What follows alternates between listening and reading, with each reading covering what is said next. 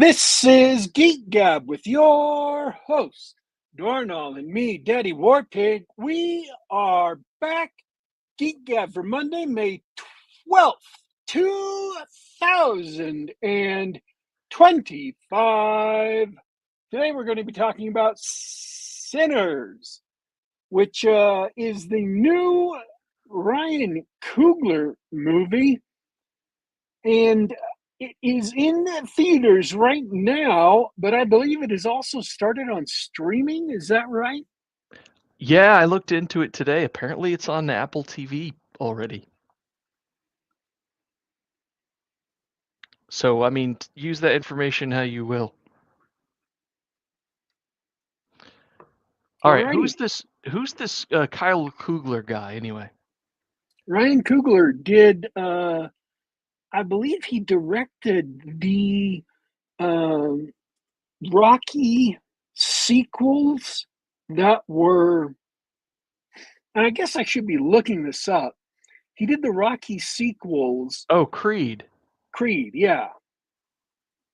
Yeah, He's, okay. He did Black Panther, and yes. they made a sequel to that. I thought that was a joke. Can I just say that? I'm going to digress again.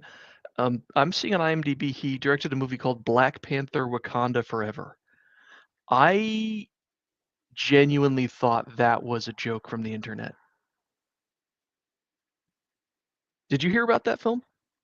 I saw that film. Okay. I think I reviewed. If I saw it, I reviewed it for the show. So yes, I reviewed it for the show. You know what, DW? I think I may have that episode completely blocked from my memory.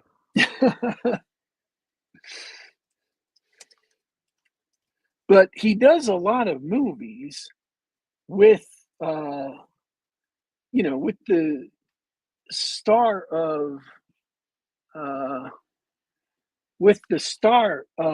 Creed, who was also in Black Panther. Yeah, Michael B. Jordan. He Coogler also directed Fruitvale Station, which was, I think, Michael B. Jordan's first movie after The Wire. The Wire is where he got noticed. Do you Um, remember him from The Wire?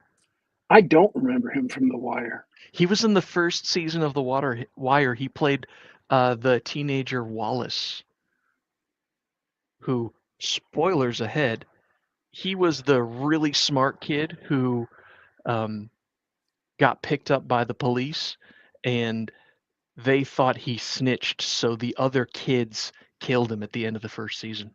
Oh, I last saw The Wire 13 years ago. So, Yeah. um, but he Okay. also directed, he didn't just direct Wakanda Forever, he also directed the first Black Panther. Right. So, uh, he was, so Jordan's been in several movies working with him as director. Um, so they've made a good team, and Sinners is another one. Yeah, I mean, if you've got a guy like Michael B. Jordan, who's a great actor, keep working with him. And Okay. a lot of Go ahead. directors do that. Christopher Nolan also has like a group of actors he likes to work with that he brings from project to project. Yeah, you see a lot of Cillian Murphy likes to make an appearance. Yeah, Simon Ogwood, thanks for listening. A Michael Jordan biopic starring Michael B. Jordan. Why not? It's like right there in front of you. Take it.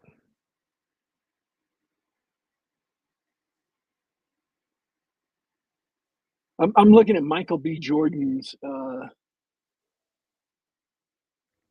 his acting um, his Credits. acting credits. Yeah, And I I haven't seen all of these appearances, but he had long appearances in like Friday Night Lights, The Wire, which we talked about. Um, Parenthood, which I'd never heard of. He showed up in an episode of House, which I would have seen because I've seen all of like House. Fruitvale Station, which you mentioned. He was also in Gears of War 3, which I have played, but I didn't know it was him. He was in Chronicle, um, which is that found footage superhero movie that Josh Trank made. That was the reason why they gave him the Fantastic Four, and then they interfered with so much uh, that whether it even ended up resembling what he wanted to do or not, it was a terrible movie. So, Pity. oh, he was in the Fahrenheit 451 movie I didn't see. Um, Kin, which we reviewed for this show, about the alien weapon landing on the planet, and he picks it up, and everybody starts chasing him down. So yeah, he's had a really good career. I mean, we're talking mostly genre films, but he's always good in what I've seen him in. Except maybe Sinners. We haven't talked about Sinners yet. No, we haven't talked about Sinners.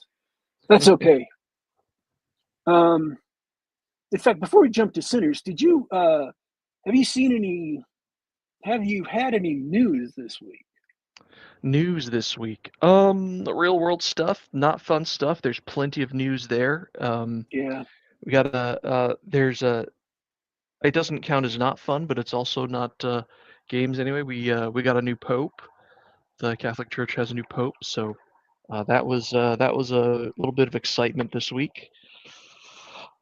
Tried a new board game. Uh, uh, co two cooperative board games, which I know that turns a lot of people off, but you always need a good cooperative game in your arsenal.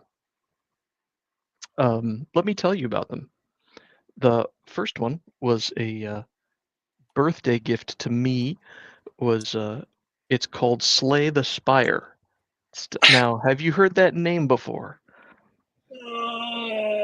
I was gonna call, at least text. Happy birthday. That's tomorrow.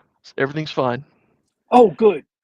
Oh, I was Did panicking. I'm miss like, it. oh, it was Tuesday, but it wasn't Tuesday. That's right. Um, Okay. you're off the hook. Everybody who's listening, if it's not yet tomorrow, you still have time to send me a gift card to Applebee's.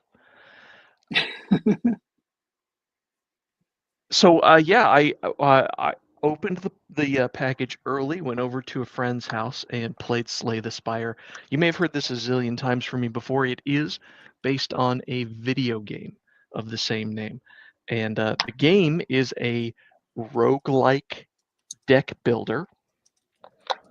For anybody who's not already sick of roguelikes and or deck builders, it's a fantastic game, and it made the transition to tabletop very well. The uh, Almost all the cards are there. They changed up the mechanics of the game quite a bit in some cases because you can do things on a computer that you can't really do in real life, such as generate random cards out of thin air, right? So they adjusted the mechanics of the game to suit the tabletop experience. It's a great adaptation, and more importantly, it's cooperative. So you can have up to three of your friends, and each of you plays one of the characters from the video game instead of just one at a time. Because the video game's a single player affair, I should mention. Uh, it's a fantastic adaptation. You get to do it as a team. You get to see all four characters sort of working together. And the people I played with had no familiarity with the video game, so uh, so I was able to walk them through it. I can tell you that it was very enjoyable for them. They loved it. They wanted to play again. We sort of saved our game so that we could pick up where we left off last time. Um, we don't do 1-to-1 time and Slay the Spire here. And uh, and for me, someone who's played the video game, for hundreds of hours, really fun. It was a lot of fun. If you need a co-op game for your game day, um, the only thing I'll say about it is that I think the price tag's a little steep. I think everybody's raising their prices and using tariffs as an excuse, even though, here's a secret for you. Daddy Warpig, did you know that board games aren't being tariffed at 200%? I had read something about that. I didn't know if that was that like board games were exempt from the tariffs. I didn't know if that was accurate, but I had read that. Yeah, there's a great article that sums it up. You can find it at highnoongames.com. That's highnoongames.com. That lays it all out, including links to the U.S. government websites where you can verify the tariff schedules. Anybody whose tariffs on their shipments got jumped up to 200+% were misfiling their imports. Miscellaneous toys got jacked. Card games, cards, board games, figurines, that sort of thing. None of those things got a tariff higher than 25%. So anyway, Slay the Spire, it's got quite a price tag, but if you want a new co-op game uh, and you don't like how free Browser is, oh, that's not co-op. Never mind. If you don't like how free Dungeons and Dragons is, grab Slay the Spire. I highly recommend it. I tried another. Get this. This is a coincidence, one after the other. I tried another co-op game based off of a video game. It's a German game called Dorf Romantic. I I don't know. Google it, look it up, whatever. It's it's like a cooperative Carcassonne. You've got random tiles, and you work together with the other players to place the tiles in the best spot to try to get the most points for yourselves. And it's fun, it's relaxing, it's short to play, and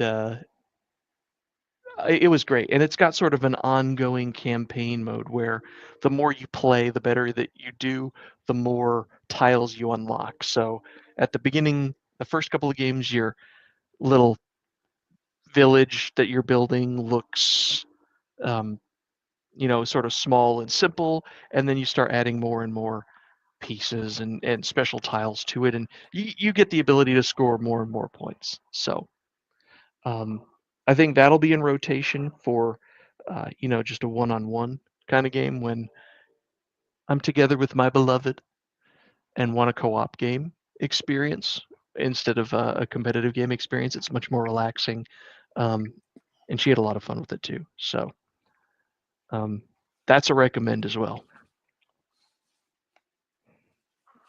Um, That's all the news I got.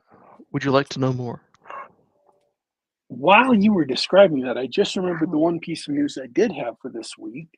Um, they just had the first play session of GI Bro using the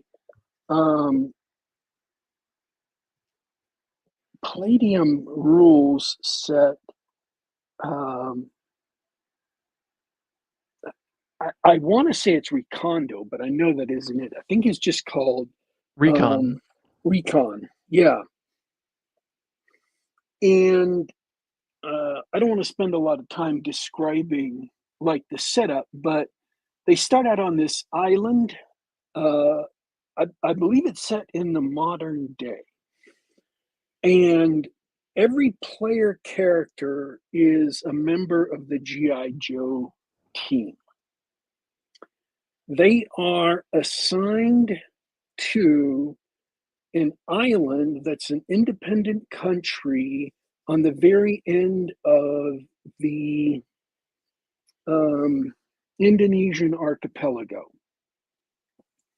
And it has recently had a hurricane or a typhoon come through, which has devastated two cities and a bunch of smaller like villages. And so they have sent in a lot of aid supplies. And this rebel faction on the island, who was kind of this nuisance force fighting against the government, starts attacking the aid supply, the aid people, these civilian aid people. And so the Joes, because they got intel that these rebels were being organized and trained and supplied by Cobra linked forces, sent some undercover people into the island with the aid people. And then things start escalating, and they find out there's a lot more rebels, and they're a lot better equipped and a lot more organized than they previously thought. And that's when they decide to send in a full up um, a full up squad to go out and reconnoiter the highlands to gather intel on the rebels, to find Cobra connections, to gather intel, interrogate members of the rebels, just to see exactly what's going on, and maybe shut things down if they come across them. So they were in there. They were in a bivouac, and in the middle of the night, three rebels stumble on them. And so this is the very first encounter of the game. It's a game that nobody had played, so they wanted to get comfortable with the rules. So the game master, brain leakage, has them, run this little fight just to see what's going on. I want to talk about the XP situation with Recon 2 because it's kind of interesting. So they have this fight. They kill two of the guys, and they I can't remember if he was with them or if they were going to go meet him, but they capture Firefly, who is an explosives expert and also a mercenary with Cobra ties. And then interrogating him, they get some other information and go off to do some other stuff. But so everybody enjoyed it. Everybody enjoyed the fight so much they wanted to do some more. So we had to come up with some extra stuff and keep the session going for a couple hours more. And it sounds interesting. He came up with a briefing sheet that he posted in the thread on Twitter about it. If you have a chance, check out his account. Check out the briefing sheet and everything. He did a very good job of setting up the situation, detailing all the factions, the government of the island, the army of the island, the Coast Guard, what vehicles they have, the Air Force of the island, so on and so forth. So the XP of recon, because you're supposed to be, the game is originally set up to be playing Vietnam War LRRPs, long range reconnaissance patrols. And so the ideal LRRP is to go out into the jungle, scout what you're going to scout, and come back home without being seen, without getting into a firefight at all. So, as he described it in the thread about the rules, your XP is based on not being noticed at all. The stealthier you are, the more XP you get. Huh. So you don't get XP for getting in firefights. You don't get XP for, capping fools. Right. And I'm not sure he's going to be keeping that exact XP schema for this game, because part of this game, as Joe members, may be to, blow up installations. It may be to capture high value targets. And that was one of the things about the briefing sheets is any member of Cobra is automatically an HVT, a high value target. So they're expected to capture them and bring them back for interrogation. And I would expect, at least if I were designing a game around that, or if I were being a DM, that I would adjust the XP to not be pure stealth, but to be consonant with the mission they were sent on, or consonant with additional objectives that they might otherwise encounter during the mission, that standing orders would have them also engage in, or which would override the specifics of a mission if encountered. If part of your standing orders might be, okay, if you discover, a large Cobra force that's on the move in the jungle,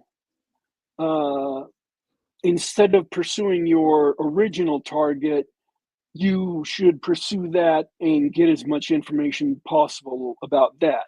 And therefore, the XP for the mission wouldn't be about accomplishing the original mission goal. It would be following standing orders, and your XP would be about how well you performed that new mission goal. So I'm not saying that's what he's going to do, but if I were setting this up in terms of either designing the game or just being a game master and setting this up, that's what I would do. Seems reasonable. So yeah, I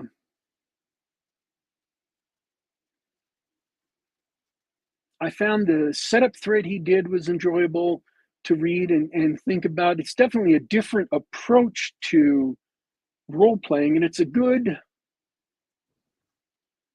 I like AD&D's Gold for XP because it's a great XP scheme for what AD&D is as far as dungeon crawling goes, or as even encountering things in a wilderness or city environment. It rewards creativity and avoiding combat as much as it does fighting. The problem is you have to have a game master who is willing to reward creativity, who doesn't resent creativity. And I have had a game master who interprets success on the player's parts, that is, creativity on the player's parts and cunning play on the player's parts, as being a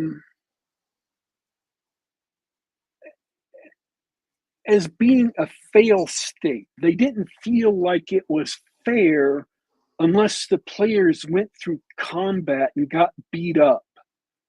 They didn't feel like it was fair for them to get treasure or for them to get magic items or whatever, unless they went through combat. And so that made it really difficult to try and be cunning, to try and think your way around encounters, because there was no opportunity to scout. There was no opportunity to evade encounters. Every encounter that could happen did happen because you didn't have a way to avoid it. And then they wouldn't roll for reactions, which is a crucial part of AD&D, to see how, orcs or whatever would react to you, because sometimes orcs might have a neutral or even positive reaction to you, and you could negotiate your way out of things. It wasn't just an automatic attack.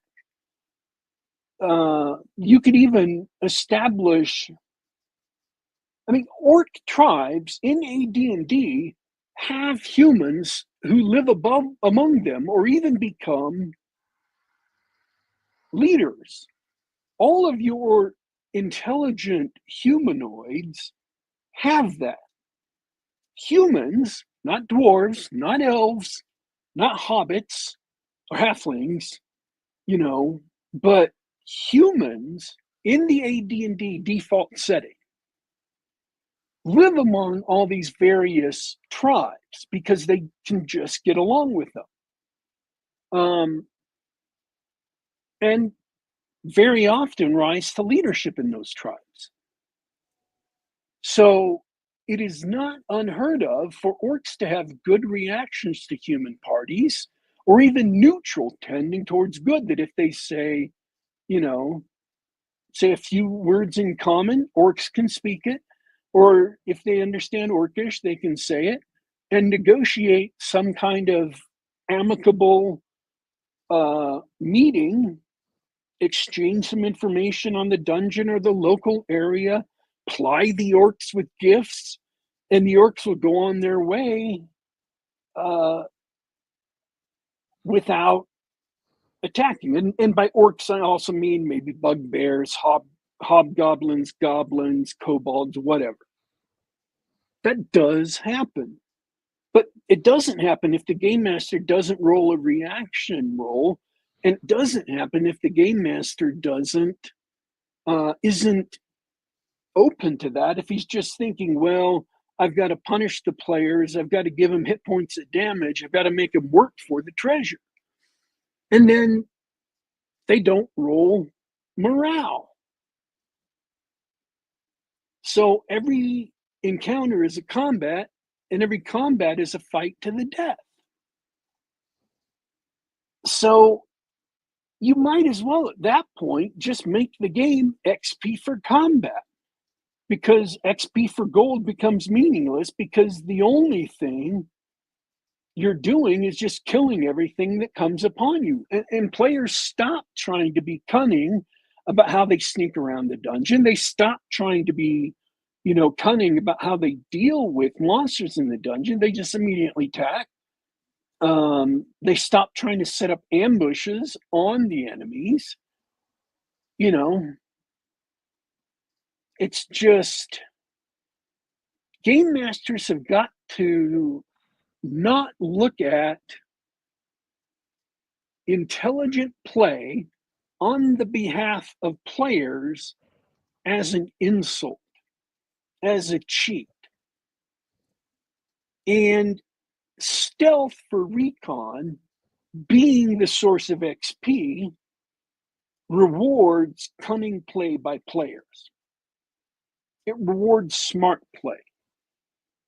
So what you've got to do when looking at a campaign or looking at a game system, if you're building a game system, is to figure out what is smart play for your game. And then stack up rewards, XP rewards for that, so that players get rewarded for playing smartly. And then inculcate in game masters the notion that this is not about throwing combat at players necessarily, but that if combat is supposed to happen, you know, they're an LRRP in this GI Joe, GI Bro, not Recon. They're supposed to get into combat at some point to, plant charges, blow them up, ambush the Cobra guys, and kill the grunts and take the leaders prisoner. That there's some XP in that. That there's XP in catching people and interrogating them and getting information. That there's XP in capturing people and bringing them back to headquarters. Everything you want to encourage, you have some XP for. Yeah, it's incentives, just standard incentives package. Yeah. Every game designer most people understand it. Every game designer knows what incentives are about. And obviously incentives don't have to directly be about XP. There are other incentives in the game. Making new contact, getting resources that aren't XP, like gold, or, gold in and of itself isn't just XP. It's also money that allows you to buy things or train or whatever. There are other forms of incentives, but yeah. I've never been more frustrated than when I was trying to play AD&D in a smart way, or I'm trying to sneak around and get gold in a cunning way, and I was just kept on being forced to go back to combat. That's too bad. And until you said reaction rolls, I thought you were talking about me, but I always roll reaction rolls because those are fun. Yeah. I would like to. Once I read those rules in AD&D, and I realized how many other games have nothing even similar to that, I don't know that I can think of another game off the top of my head that has a rule like that, a rule like that. I could be wrong, but I can't think of one. But I always remembered that rule, and I've always put it in anything that I have designed myself. I've always had a space for that rule, and I've always remembered that rule because I always understood reaction rolls and morale and how utterly necessary they were to making a game that wasn't just line up in a row and hammer on each other until you were dead. How important it was for making a game interesting and textured and fun, and giving people an opportunity to do more when they met possible enemies than just kill everybody.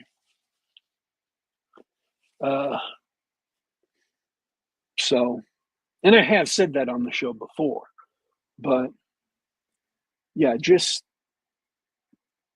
there is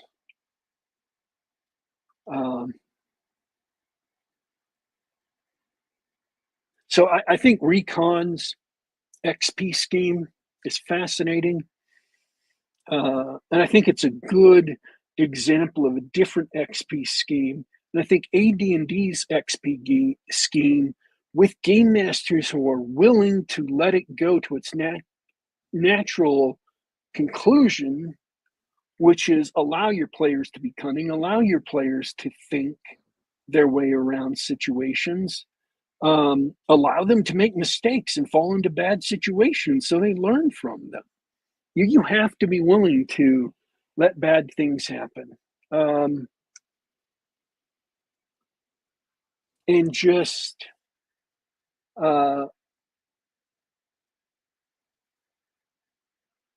do things the absolute don't be afraid to allow players to win without combat if there were other challenges that they overcame somehow. Well said. If your players are cunning, if they're good players and they're playing well, they're playing the game well, they shouldn't be punished for it.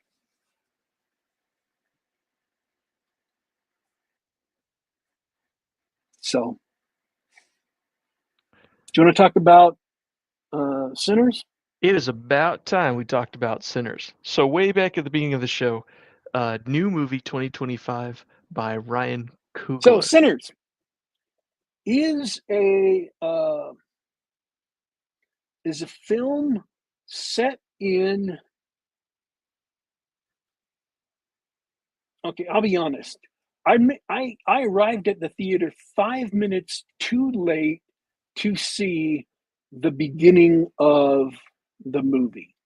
So if they started off the movie with a title card that said the exact year this was taking place in, I didn't see it.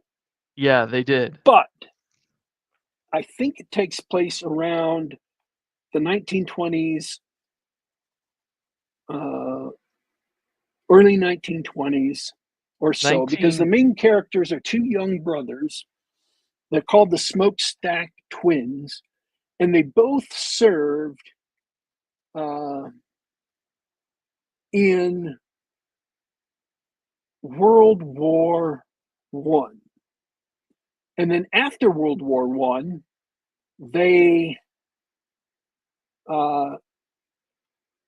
came back to the United States and they got involved in the illegal alcohol business up in Chicago with Al Capone. And they're both from a small town down in the Mississippi Delta, that is deep south. And after some time away in Chicago, working with rum runners, they come back to their old hometown and they want to open up a juke joint playing live blues for, and I didn't mention this before, but I should have. The Smokestack Twins are two black men. They want to open up a juke joint for all the black men and women in the town to come listen to the blues and drink good beer, which they can't get down in the Mississippi Delta.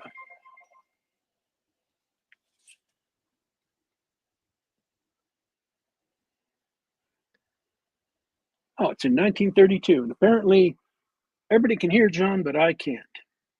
So how about now? Oh, now I can hear you. Fantastic. Yeah, go on. Great description. Yeah, Prohibition era, Mississippi. Two twins, both played by Michael B. Jordan, return home with a bunch of booze and a business plan. Go on. And that's the start of the movie. So they get everything set up in the very beginning of the movie to get the juke joint up and running, and something sinister happens outside of town. They get the everybody comes to this grand opening night, and some really bad stuff starts going down. And if you watched the trailer, they don't directly outright say it, but you know, if you've seen any of the trailers or go into it, you will know that it is a vampire movie. So I It's a don't think vampire movie. that's a. Not a spoiler. It's a vampire movie.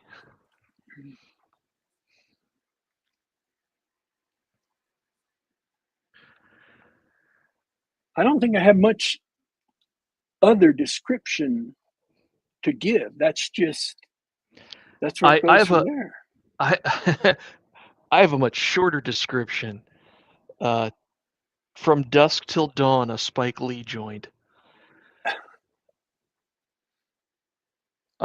It's a vampire movie. All these folks are locked in at their juke joint. They're dancing, they're drinking, they're having a good time. Vampires show up. They have to survive the night. What more? What more could you want? It, I like From Dusk Till Dawn. It's not as cheesy as From Dusk Till Dawn once the Robert Rodriguez stuff starts.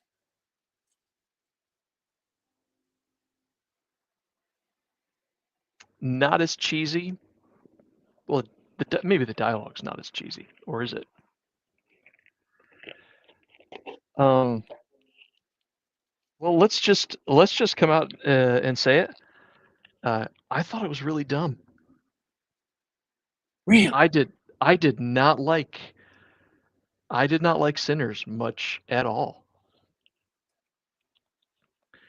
I thought it was with the corny accents and the try hard Michael B. Jordan playing two guys, which was actually the best part of the movie. Um, he really is a great actor. Um, the absolute wasted potential of the characters and their story about the two brothers who went to war and came back and were up to no good and brought it back to their hometown. Um, Asinine extra plot line of good old boy. Uh, there's sort of some subplot with the KKK added nothing, absolutely nothing to the film, except for an excuse to well, for something to happen after the vampires were taken care of. Um, Corny vampires that weren't really. They seem like the type of villains that were told to sort of have fun, be crazy, wild, evil villains, and ended up being completely obnoxious. They weren't particularly scary either. Um, and for me,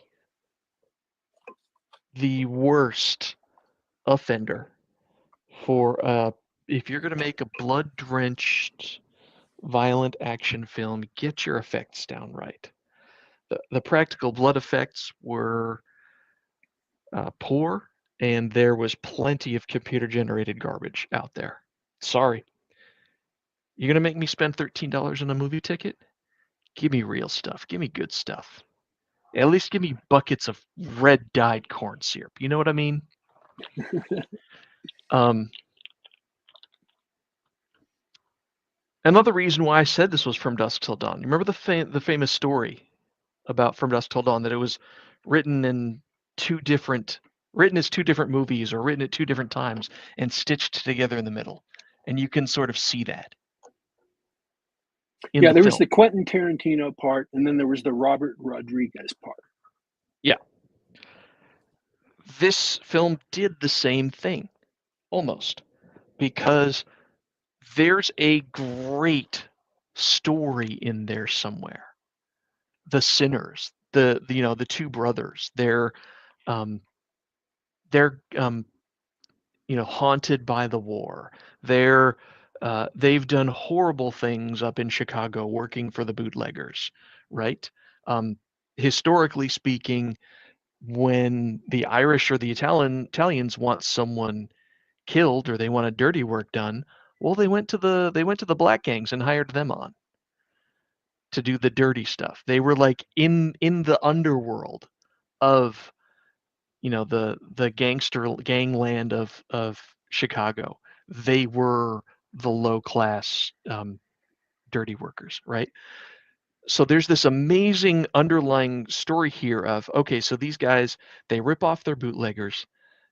They've got a bunch of stolen booze, and they want to come down, and they bring it back to their hometown to set this thing and turn a profit, right?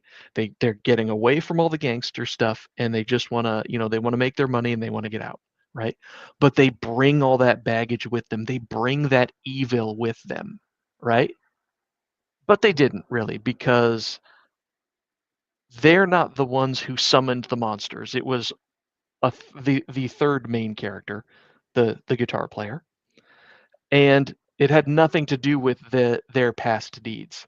Like, they didn't have Capone's gangsters riding into town looking for them, right? You didn't have the Irish gangsters coming into town looking for them. You didn't have all these potential ways that they could have brought. You see what I'm saying? Like, there's a story in there where they bring this doom upon their hometown and everybody they loved because of their actions, right? Sinners. That Wow, guy, what a great story. What a that great story. guy had an Irish accent, or at least it sounded to me like an Irish accent. Yeah, he was the initial vampire was Irish.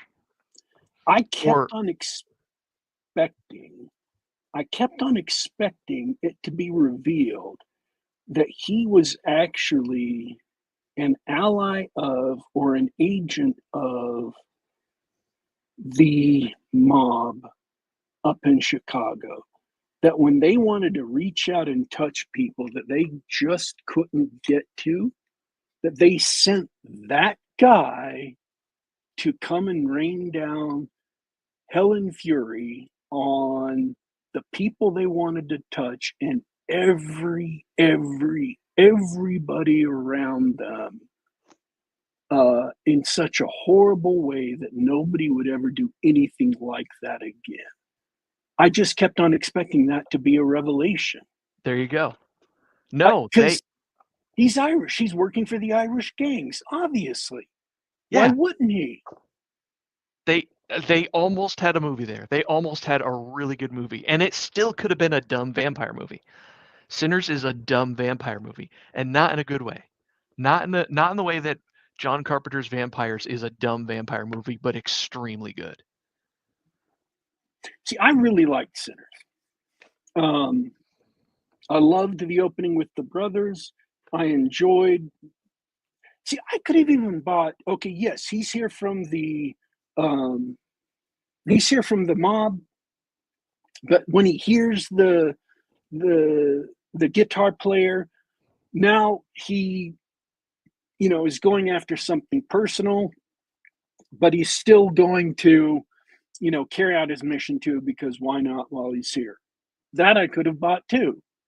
You know, it's a little something something for himself while he's also carrying this out. But I just don't understand why they didn't set him up to work for the Irish mob. I really liked the movie. Um, I felt some of the stuff the vampires did was cheesy, uh, but and I can never remember her name, but she was the uh, um, she was his old girlfriend, Haley Steinfeld. I thought she did a great job. She should have been given a slightly bigger part, slightly bigger role. Um, but I thought she did a really good job. Um, Actually, I liked most of the main characters. I thought most of the main characters were really good. The Chinese couple, I thought I liked how they did things. Delroy Lindo really blew the top off his performance. Just did an amazing job. Um, Ruthie, the Yeah, voodoo lady. some of those characters were really cool. Um, I was looking them up. Yeah, Delroy Lindo played the was he the piano player? Piano player, yeah, the harmonica The guy or the harmonica. piano Yeah, player. yeah. That was a lot of fun. The voodoo lady, I thought she was great. I mean, she only really got one good solid scene, but the good solid scene she got, she Was really. awful. What, you Go didn't ahead. like that? I hated everything about her and that character because you're watching a vampire movie, bro. And in a vampire movie, vampires hate garlic and whatever, and most importantly, crucifixes. I'm sorry. I can't watch a vampire movie and the Irish vampire brushes off, the Lord's Prayer, but he gets repelled by a little voodoo charm. Ah, no, I'm good. I'm out. Um, the the end of the film, right, where the um the guitar player chooses, the music over righteousness. Even though the music summons demons, he chooses music over righteousness. And how's it presented? It's presented as, if not a good thing, it's just like, a normal thing to do, right? So, Actual evidence of monsters being summoned by your music, and he goes and continues to play. so Um, did you stay for the after credits scene I did, or mid I credits did, scene? I did. Are are you interpreting that differently than I'm thinking? I am certainly interpreting what happened at the end of the film, which was him leaving the church and denying his preacher father's wishes and going off to play music instead.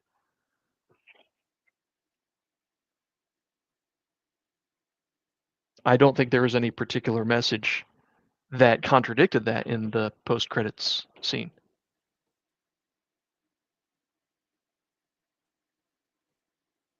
Because Am I misremembering it? I, it seemed to me that what they were saying was not that his playing summoned demons, but that uh, it resonated with music playing forward and backward. Those weren't demons; they were Uh, actual yes. music. So the it was indirect. The music playing, and this was the which we haven't even gotten to yet, which was the worst, most jarring part of the film. I guess it had to be for the right person, but they showed the actual effects of him playing music, and when he plays music, he summons the spirits of the past and the spirits of the future, and that is what attracted the vampires. That is what attracted the demons. So it wasn't literally a summoning spell; it was indirectly a summoning spell. But it Um, summoned that particular vampire because he is so old that his people, when he was first changed into a vampire, um, were like 5,000, 4,000 BC. I mean, he's ancient, and so he has nobody around who is his people or even descendants of his people. Um, and so he wanted the guitar player to play so that, well, he wanted to bring the guitar player in so that he could play like the guitar player, which I thought that was weird, but okay. Um, so that he could bring back spirits of his own people so he could be with his own people. Um, Hey, I'll admit that that plot point was pretty neat.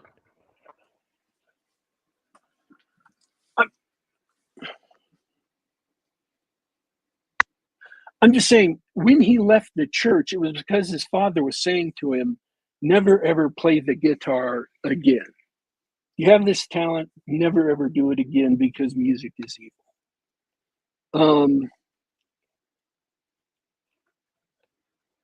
Oh, maybe I misinterpreted it.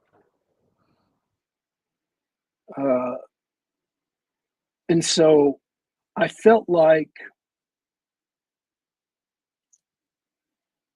I again, that is a straw man people use against Christians and against, you know, churches. But there are still churches uh, who do believe that. I mean, there are churches who believe that dancing is evil. Not as many as people like the straw man, but there are churches like that. So while that is a caricature and while that is a straw man, in a church in 1920s Southern Baptist, I could see that actually being I could see it making sense in context of this movie.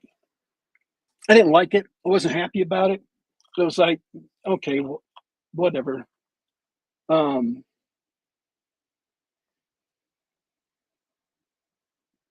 but then again, the way they portrayed it in the after credits sequence was like he had walked away from, you know, in saying I choose the music, it was like he had walked away from religion entirely, which is what people who have an upbringing that is really, really strict tend to do. They don't tend to go to a happy medium. They tend to go and abandon religion completely. Um, which is why it's better for parents to kind of raise their kids in a healthy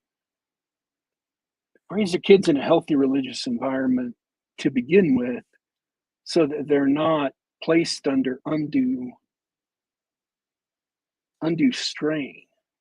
It's kind of bad for the kids uh, to be ruled harshly by something that is supposed to be um, kind and uplifting and um, regenerating and peaceful, that is supposed to be a shelter against the storms of the outside world, that is supposed to be a place where you can find peace. It's not supposed to be a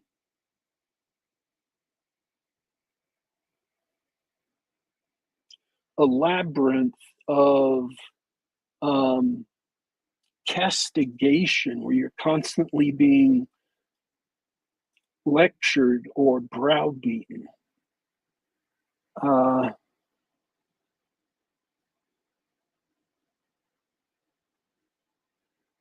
so I could tell that his father loved him.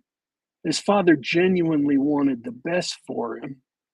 He was probably raising his son the best way he knew how. I think they did a good job of getting that across in that, in the short time that preacher was on screen.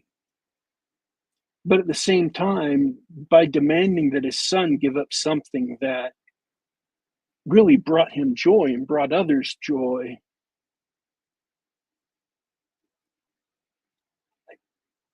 even if that was what his father thought Yeah, was best for him. that's a really good point. I definitely see your point now.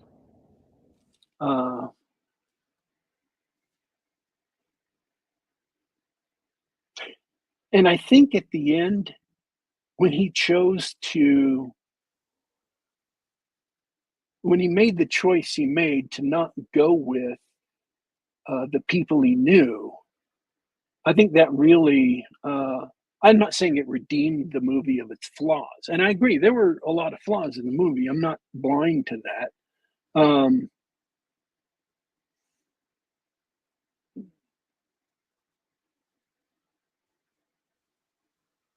I think the director, who also wrote it, made as positive a statement he could.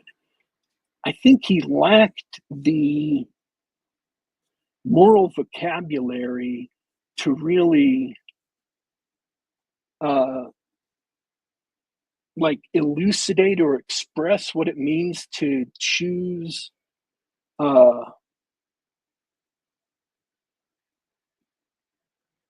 to choose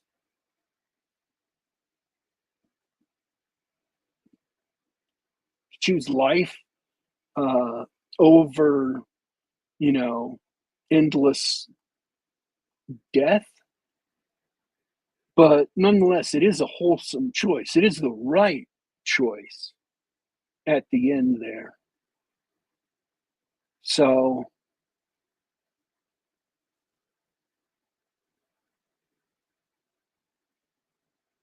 yeah, I think with a couple of changes, it could have been a great movie.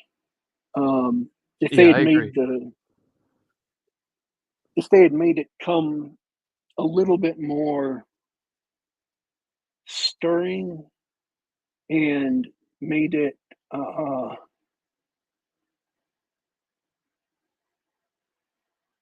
um,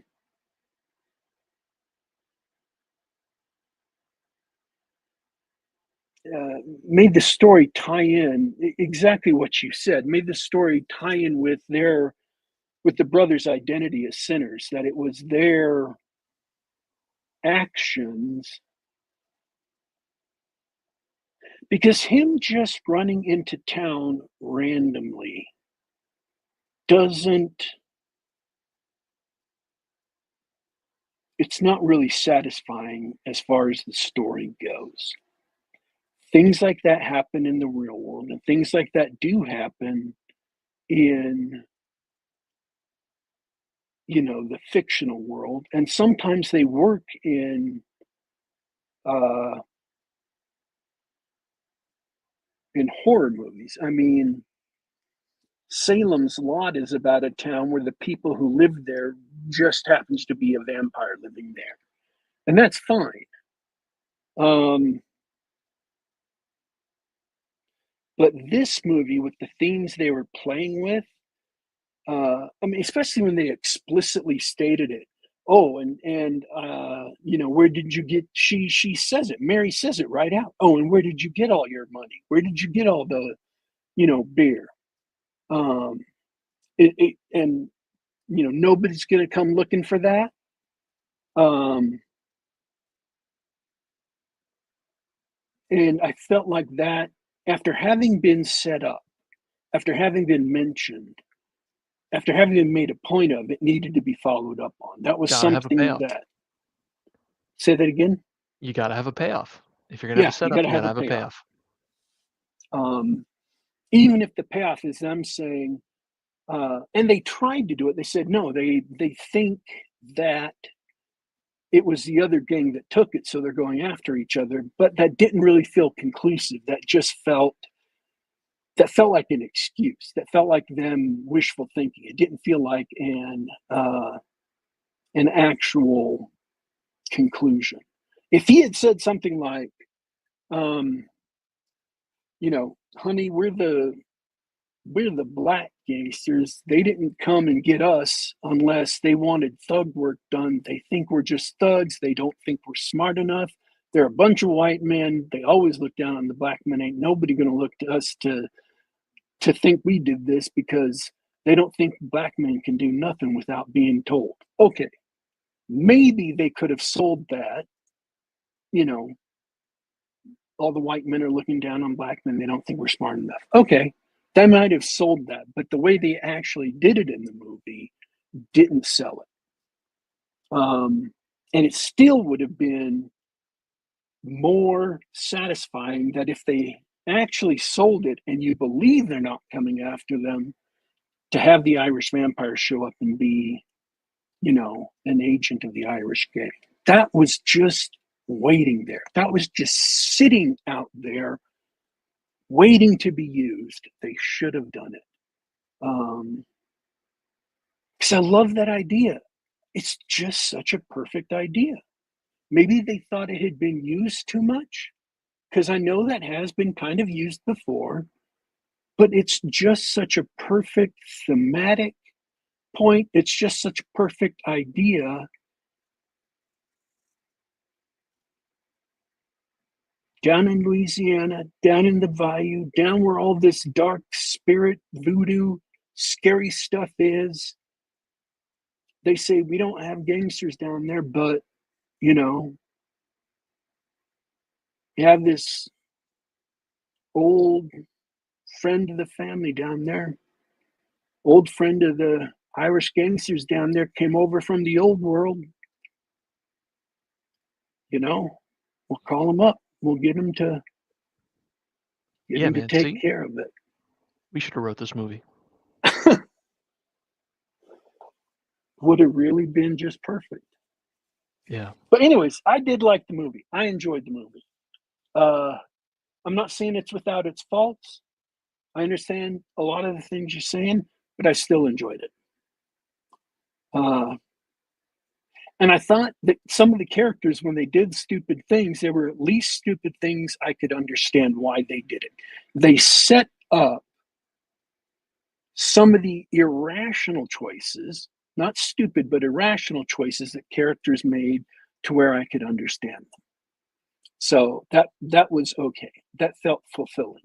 When you can understand, when there's a difference between blind stupidity that makes no sense and irrational choices that are human mistakes, then I can accept it. I think I get you, and I could give you that much. There was plenty of dumb stuff happened, and it wasn't completely ludicrous. It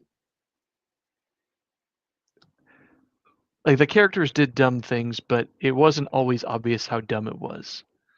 Yeah. I guess that's the best way to put it. Like, you know, when he locked the door on his brother, you're like, no, don't do that.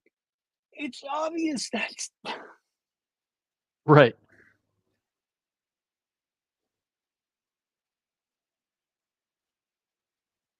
But, anyways, okay, so split decision on Sinners. And if you got an Apple TV subscription, or you can get one of the, I don't know, free week-long or month-long things, whatever, you can watch it without spending any money at all, starting apparently today. So, all right, Yeah. do you have anything else? I don't have anything else, man. Thanks for hanging out. Thanks for chatting. I'm glad we saw a movie where we had a split decision. It doesn't happen enough. I hope everybody was entertained by the show. But I'm done for the week, DW. Okay. This has been Geek Gab for Monday, May 12th, 2025. We want to thank everyone who tuned in live. We want to thank everyone who will tune in later. We're here just about every week at 10 p.m. Eastern, 7 p.m. Pacific, Monday nights. Please feel free to subscribe, hit the bell icon so you'll get notifications as to when we're going live. we are also available. We're available, obviously, youtube.com/geekgab. That's youtube.com/geekgab. We are also available on soundcloud.com, on the Google Play Store, and on iTunes. Just do a search for Geek Gab. Subscribe to us on the platform of your choice. Listen to us on the web. Download us to your computer, because we're awesome like that. And we are signing out for today, folks. But don't you worry. Don't you fret. We will be back.